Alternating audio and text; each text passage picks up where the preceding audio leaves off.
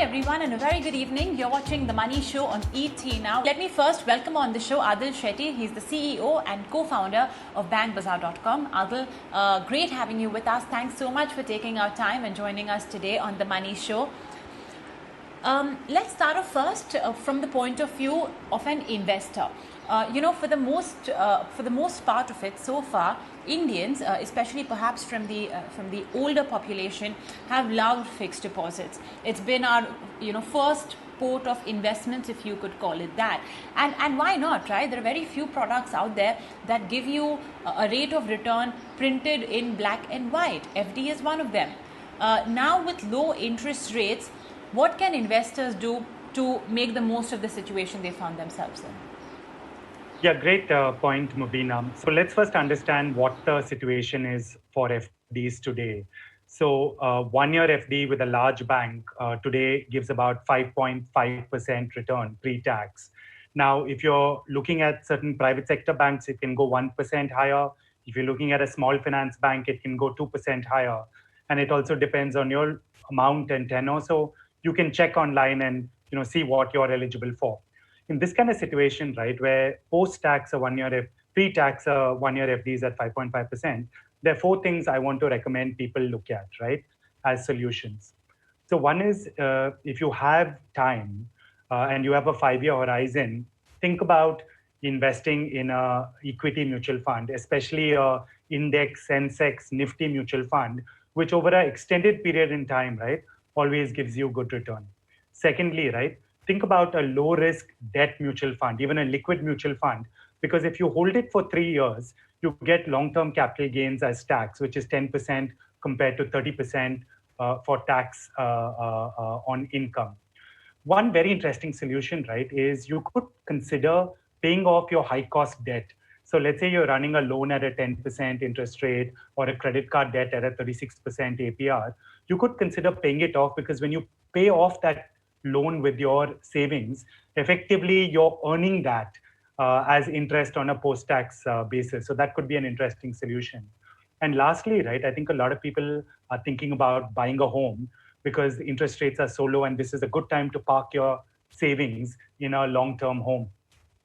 Actually, Adil, it also begets the question that to what extent should you stretch your income as well because of the affordability of home loans? Because, real estate prices have been stagnant for the most part. And also we have the situation where interest rates are low. So many are tempted to perhaps stretch their incomes a little bit, stretch their budgets a little bit to be able to, purchase that home. So I think that too begets that question. And I would like to actually ask you about that as well, Adil. What's your opinion on that, since we've touched upon that topic?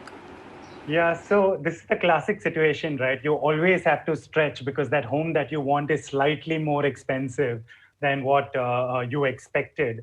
I think the way I deal with this, Mubina, is to understand what are our obligations and what are our expenses which we have to meet, right?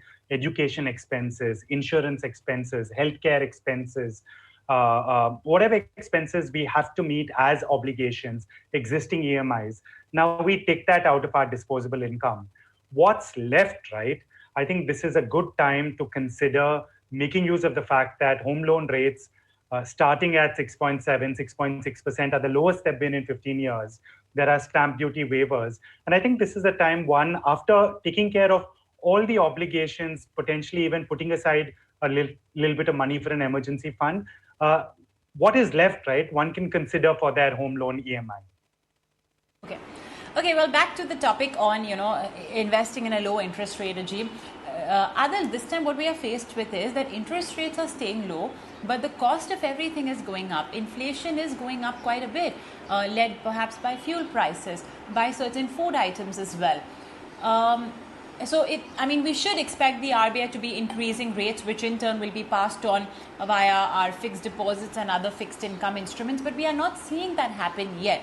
So in today's day and age, can the bucket of fixed income instruments, which you as well mentioned in your previous answer, be enough to protect the purchasing power of our money? I think in this kind of situation, it's a little challenging, right? Because we spoke about what fixed deposit, 1-year fixed deposit typically are at 5.5% with large banks. Here's what I would say, right? I think if you're young, right, and you have a greater than 5-year time horizon, I would strongly encourage, right? And I do this while saving for my daughter. I would say that if you are young and you have a time horizon, this is a good time to think about going with an index fund, just a Sensex Nifty fund. Put it in there, forget about it. Over a period of time, right, 5-10 years, you will beat inflation. Now, if you're older, right, let's say you're a senior citizen, you don't want to take the risk of a index mutual fund, you can consider an FD, a senior citizen FD sometimes pays up to 0.5% more. You can also consider a low risk mutual fund, like a debt mutual fund, a liquid mutual fund, which gives you higher return than an FD.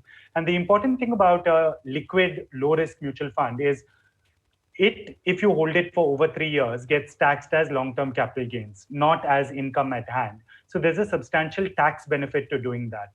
Now, if you step aside from all that, right, and let's consider other fixed income options. If you're looking at a small finance bank, you can make 1.5% to 2% more. But obviously, we can talk about it in more detail. There's a little bit more risk. If you're okay with a long-term instrument, which is to an extent illiquid, you can consider small saving schemes like your Provident Fund option, wherein again you're getting higher interest rate than an FD, but it's a long-term instrument and is primarily illiquid. So I think these are the three options that are available to someone out there, Mubina.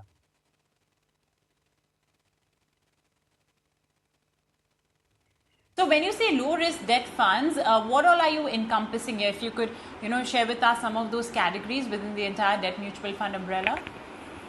I think these are strange times with COVID and what's been happening. But I think the lowest risk is obviously a liquid mutual fund. You can go in and out. It's got short-term paper, less than 90 days, a lot in government securities. So the safest, when I say low risk mutual fund, right, the safest, when I'm recommending to my parents saying what is the safest mutual fund on the debt side you can go into, it's liquid mutual fund. Understood. Okay, well, that's of course, from the investing part of it. But of course, low interest rates could be considered as a bonanza for those individuals who are paying down home loans, car loans, etc. Adhil, I would say it's a once in a decade kind of an opportunity that has been presented for these borrowers, of course, in a garb of something that's not exactly very pleasant. But yes, nevertheless, it's a great opportunity for people to consider cutting down their costs. So how can borrowers make the most then of this low interest rate environment? Great questions, right? So before the show, Mubina, I was just looking at the rates on Bank Bazaar, and here's what the data shows, right? In September 2019, a new home loan was about 8.4%. As we speak in July 2021, right, new home loans are in that 6.6 to 6.97% range. They're up to 20 home loan lenders, right, who have rates starting below 7% right now. Now, obviously, this doesn't mean everyone will get a 6.6 or a 6.7% loan. You need to do your research because this depends on your credit score. Because if you have a credit score above 800, some banks are giving you a 0.2% discount. If you have above 750, they're giving you a 0.1% discount. This depends upon the loan amount that you're taking. So you need to research a bit, but interest rates on home loans, we know for a fact, are the lowest they have been in 15 years.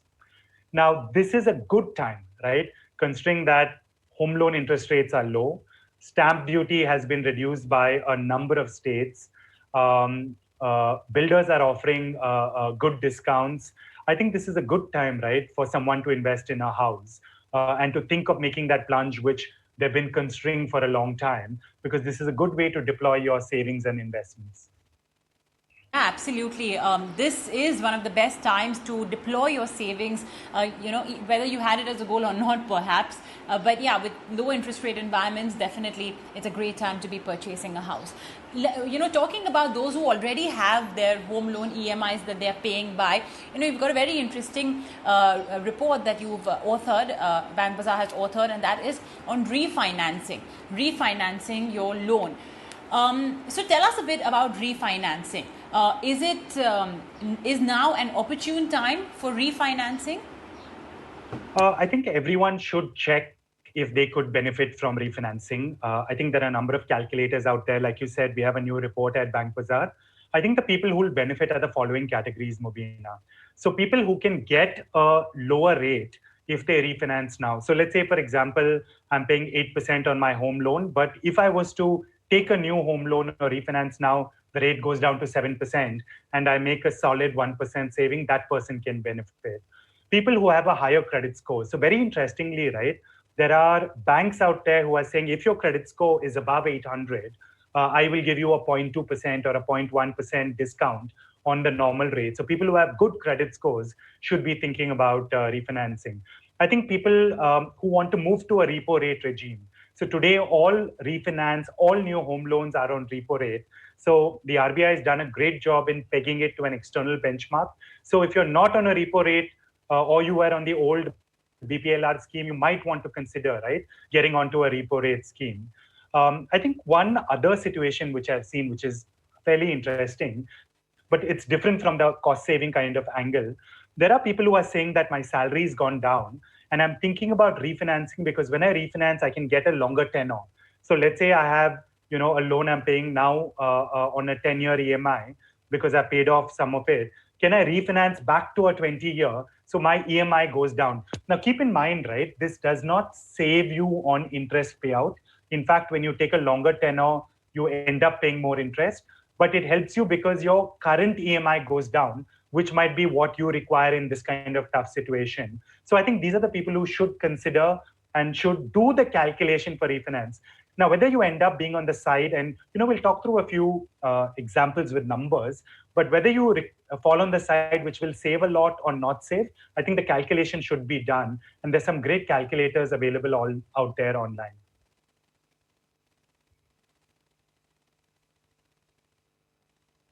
So you mentioned a few of the parameters. What is the benchmark of your loan? Last year the RBI said that there should be repo linked loans. So if that's not the case, then that is something that's a factor that you should consider just switching over. You spoke about credit scores, income levels as well is something that your report mentions. Let's say that someone's profile on income levels and credit scores hasn't changed much, because obviously the last 1 year it's been a tough time for everyone. Many have lost their jobs or they've seen their income levels drop. Credit scores as well have just been so, they've largely remained the same because you've not even taken such big expenses that you have an opportunity to prove yourself by paying it off on time. So credit score as well is flattish. Do you think it's still worth refinancing based purely on what we are seeing on interest rates? Yes, yes, I do believe so, and let me give you an example of why I'm saying that. So obviously, I think, like you pointed out, people are aware of credit scores. We get a ton of people checking their credit score on the Bank Bazaar app, and let's just now say that hasn't changed, income hasn't changed. Now, because repo rate has fallen, just because repo rate has fallen, nothing else, right? If I refinance a 25 lakh loan, which let's say has 9 years left because I've paid off the remaining tenor, and I move it from an 8% interest rate to 7%, straight off the bat, right? That's a 1.3 lakh less interest outflow on my side. Let me just repeat. Simple standard case. I have 25 lakh home loan, 9 years remaining. I'm currently paying 8%. Simply because the repo rate has fallen, I refinance at 7%. I can save 1.3 lakh, right? By refinancing that loan. So a lot of it could be just because rates have come down, and it has nothing to do with your credit score or your income. Okay, just before I move on to some questions, I just have one follow-up question. Since we are talking about savings, you spoke earlier about how when you refinance your loan, you're not doing it because, okay, now my next EMI bill will be lower. But there are other benefits as well. You've called it the Bank Bazaar switch. So, I mean, what would be the savings there? What is the incentive for me to move to a lower interest rate regime, even though my next EMI bill is going to be exactly the same? So long term, what could be the savings of that? Brilliant question, Mubina. So typically what happens in most refinancing, right, is that because the rate came down, so let's say 8% interest rate came to 7%, what typically happens in a refinance, right, is your EMI goes down. And most people are happy with that, right? So they say, hey, great, I refinanced from 8% to 7%. I'm very happy my interest rate went down. And in the previous example, right, you saved 1.3 lakhs on interest outflow. The switch hit, right? This is what we're recommending at Bank Bazaar. So the switch hit is you talk to your bank, and you can do it, right? Because I've done it recently. You talk to your bank and you say, hey, listen, I want to pay the same EMI. So yes, the interest rate went down, but my salary allows me to pay the same EMI.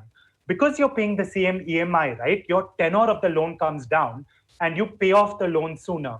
In the exact same calculation we just discussed, which was the 25 lakh loan, 9 years left, 8% to 7% refinance. If I do this Bank Bazaar switch it and insist that I pay the same EMI as before, the 1.3 lakh interest outflow saving we calculated goes to 2 lakh, right? If you take a 20-year loan, the difference is sometimes as high as double. So we say that if your income is fine, if you can afford to pay that because your income has continued, then consider doing a Bank Bazaar switch hit, which means keep your EMI the same and take the benefit of the lower interest rate by reducing the tenor of the loan.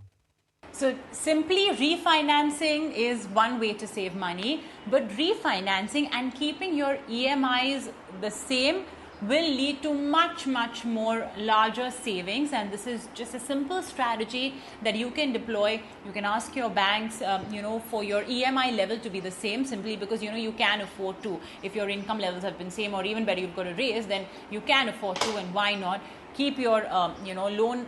It'll shorten your loan tenure, and at the length of it all, it will bring down your costs significantly. Well, you know what, Adil, we actually have quite a few viewer questions and queries, and I would love to take you up on that. So and let me remind our viewers that you can connect with us on the Money Show at etnow.tv on all of the things that Adil has just shared with us. Adil, now, we were talking about FD rates being a little low. But here's Balkrishna Shetty. He's asking for small finance bank FD rates. He's got a very specific question on Utkarsh Small Finance Bank. He's asking whether it's a good option for long-term fixed deposits, maybe a 3 to 5 year horizon.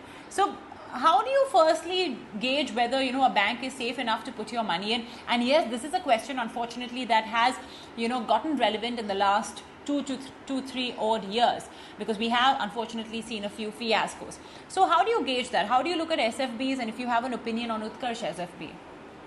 Right. Mubina, we get this question a lot nowadays, right? Saying that, hey, listen, a large bank is offering me 5.5% on my 1 year FD. We looked at Utkarsh Small Finance Bank. Their rate for a 700-day FD, right, roughly 2 years, is 7.25%. And there's a difference between 5.5% and 7.25%, which you pointed out, right? Now, let me answer the question in the following way, because this is important for the depositor to consider. First, right, all deposits up to 5 lakhs in small finance banks is covered by the deposit insurance credit guarantee. So up to 5 lakhs, the deposit insurance works, and small finance banks are well regulated by the RBI. So this is something to keep in mind. Now, auxiliary point is, keep in mind that when you break an FD, there's typically a 1% penalty. And that's a point I just want to keep for the depositor to know, because I gave a 700-day rate over here. Now, there are good small finance banks in India, but they are considered to be higher risk than a mainstream commercial bank. That is the general perception. Now, this happens, right, because a small finance bank loan book is typically to a less affluent borrower than a mainstream commercial bank. And the strength of a bank, right, is built on the strength of their lending book, because that's what creates NPAs. Now, COVID is an unprecedented situation. I think Mr. Shetty should weigh the risk and return and take the decision that's right for him. Often now, Mubina, I've seen people diversify. So I've said that, hey, I have some saving, I'll diversify a little bit more risk here on this FD, but this FD should be low risk. So I've seen diversification also come into a strategy, given that there is a significant gap, right, in FD rates between banks and small finance banks.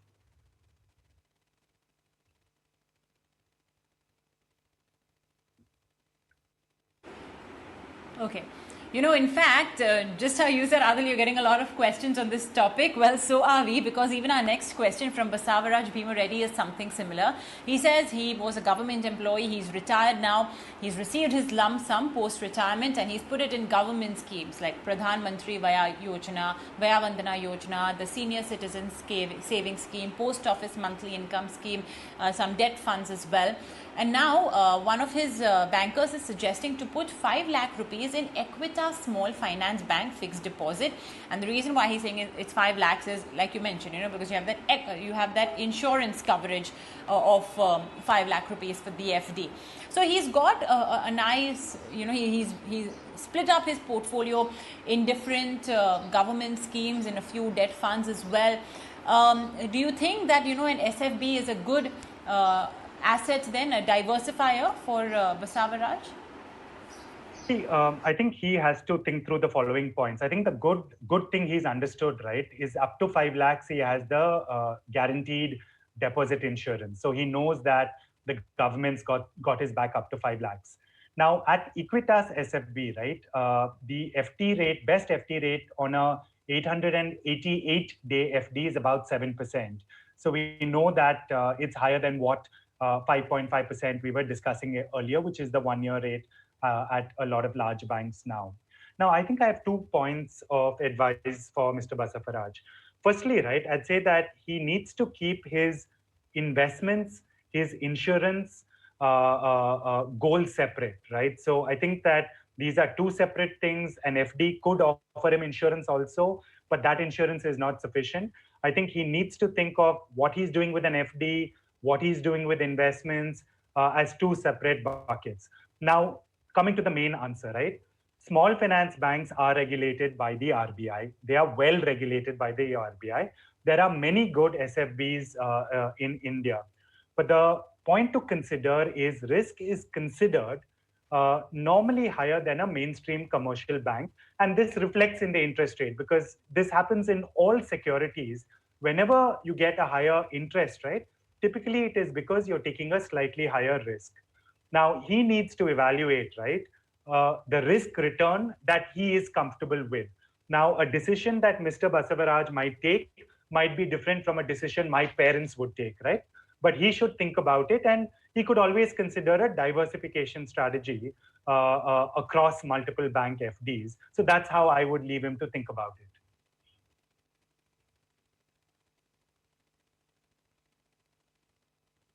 Okay, understood.